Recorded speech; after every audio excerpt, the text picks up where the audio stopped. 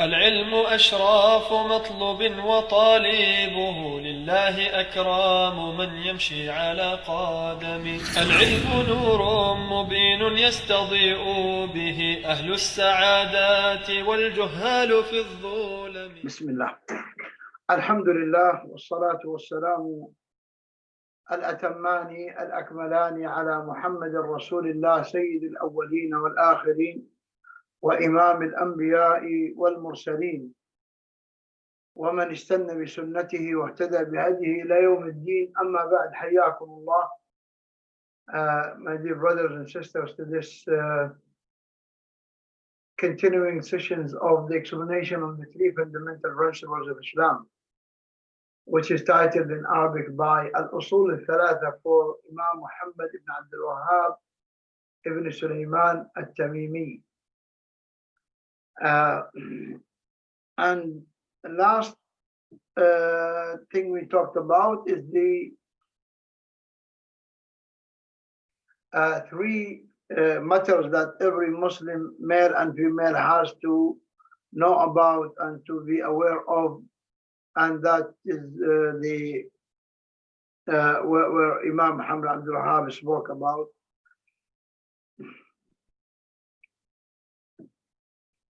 Which we ended by the ayah from Surah al-Mumtahina, where Allah Ta'ala said, لا تجد قوما يؤمنون بالله واليوم الآخر يودون من حد الله ورسوله ولو كانوا آباءهم أو إخوانهم أو عشيرتهم, to the end of the ayah. And then Imam Muhammad ibn Abdul Wahhab after that said, no, may Allah grant you the ability to obey Him.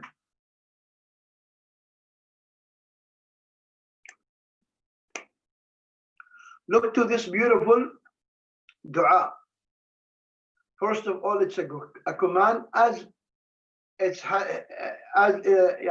his habit that he makes dua for the listener or the reader or the student.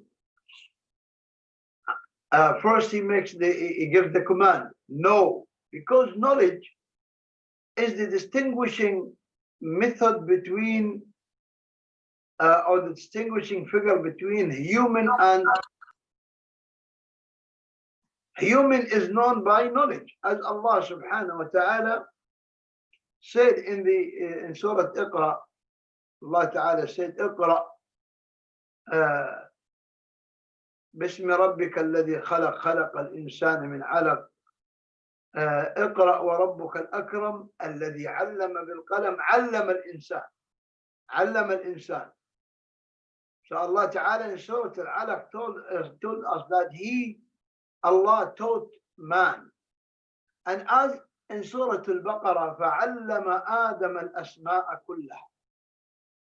فَعَلَّمَ آدَمَ, Allah taught Adam all the names of all the creation that Allah Ta'ala allowed him to know, and that Allah Ta'ala asked the angels about their names, which they did not know. And also Allah Ta'ala told us that Allah Ta'ala taught Dawood, فَعَلَّمْنَاهُ صَنْعَةَ لَبُوسٍ لَكُمْ. We taught him how to make clothes for you, as Dawood was a tailor. And Allah Ta'ala taught him how to read, how to write, how to make things. Everything that man is distinguished with from all other creation is taught by Allah to him. Allah Ta'ala is the one who taught him. And that's why knowledge was the best thing ever given to human. Allah subhanahu wa ta'ala highly recommended people of knowledge. He subhanahu wa ta'ala said, قل هل يستوي الذين يعلمون والذين لا يعلمون. Say, O Muhammad, are they equal, those who know and those who don't know? And here Allah subhanahu wa ta'ala said,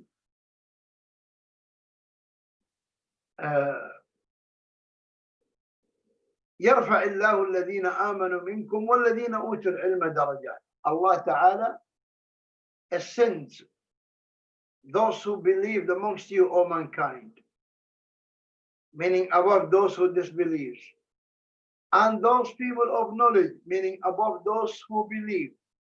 So the top ones are the people of knowledge, the scholars of Sharia.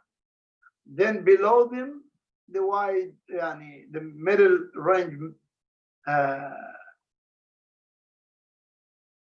size of people, meaning the circle, which is the believers, and then the wider base, which is the disbelievers.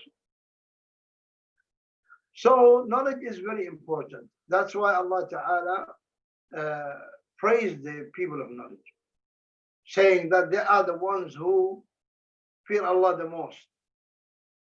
إِنَّمَا يَخْشَى اللَّهَ مِنْ عِبَادِ الْعُلَمَاءِ. Indeed, those who fear Allah the most are the people of knowledge, the scholars. And here Allah Ta'ala took them as the witnesses for His oneness. From amongst mankind and jinn, only the scholars. شهد الله أنه لا إله إلا هو والملائكة وأولو العلم قائما بالقسط. Allah witnessed that there is no one worthy of worship but He, and the angels, meaning the angels, all the angels witnessed that.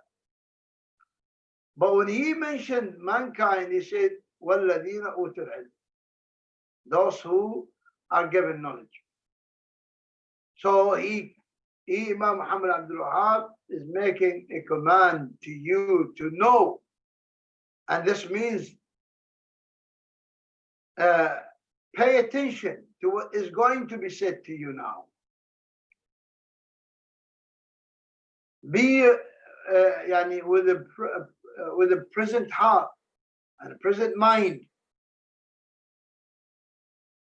so that you can collect knowledge very well and very firm and very much. He rahimahullah ta'ala said, no, may Allah grant you the ability to obey Him. What a great dua. May Allah grant you the ability to obey Him. Without Allah's help for you to obey Him, you can't obey Him. You can't. As Allah ta'ala said, Ya ibadi, كلكم ضال إلا من هديته فاستهدوني أهدكم. As in the Hadith Qudsi, oh my slaves, you all are misguided except for those who seek guidance from me, or except for those who I guide. Then seek guidance from me, I will guide you. And the Prophet ﷺ taught Mu'adh, and this is the lesson for us all. He said, "O Mu'adh, indeed I love you. Ya Mu'adh, wallahi inni uhibbuk." And he repeated it. And then he said, "Do not, لا تدعن دبر كل صلاة تقول اللهم أعني على ذكرك وشكرك وحسن عبادتك." Oh Allah, help me to remember you and to be gratitude and be thankful to you, and help me to obtain the best format of worship. Without Allah helping you, you can't do these things. That's why he said, may Allah grant you the ability to obey Him. And that's why the Prophet ﷺ taught us, when the muaddin calls the adhan and he says, Hayya ala salah, Hayya ala falah, you know that we repeat the exact wording of the adhan. We repeat after the muaddin. except for the two hayya, hayya ala salah, hayya al falah. We don't repeat it as he said, as he says, but we say la hawla wa la quwwata illa billah. We have no ability, no power to worship, to pray, but by Allah. So he proceeded with that, and then he got into the thing that he wants you to know. He said that al-Hanifiyya, the religion of Ibrahim, is that you worship Allah alone, making the religion sincerely for him. Look at that. Al-Hanifiyya. In Arabic, the word Hanif, you know the splint in the bottom of the feet? This is in Arabic called Hanaf. And the person who has this curve, this bend, is called Hanif. It's called Hanif. So, and this curve in the foot is a perfect thing, because if you have flat foot, you would face difficulties to walk, and you can't walk long distances. So this bend or curve is important to make you go straight. Without it, if you have flat foot, you walk bouncing, and you get tired and maybe collapse.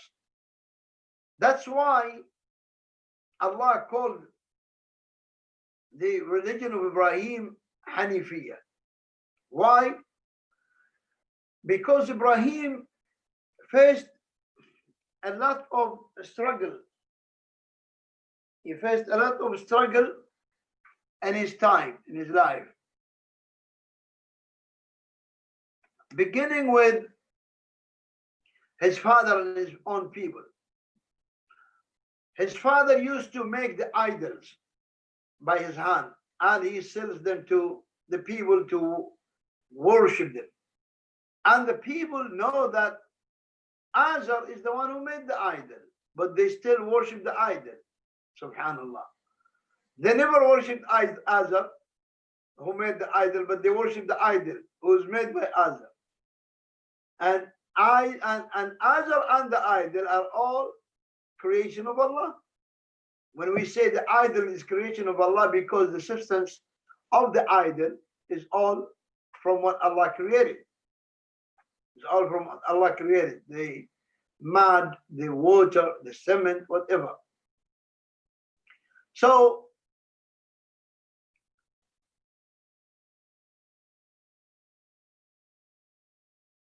Ibrahim alayhi salam had a debate with his people first when he smashed and demolished and destroyed the idols, except for the largest one, the biggest one.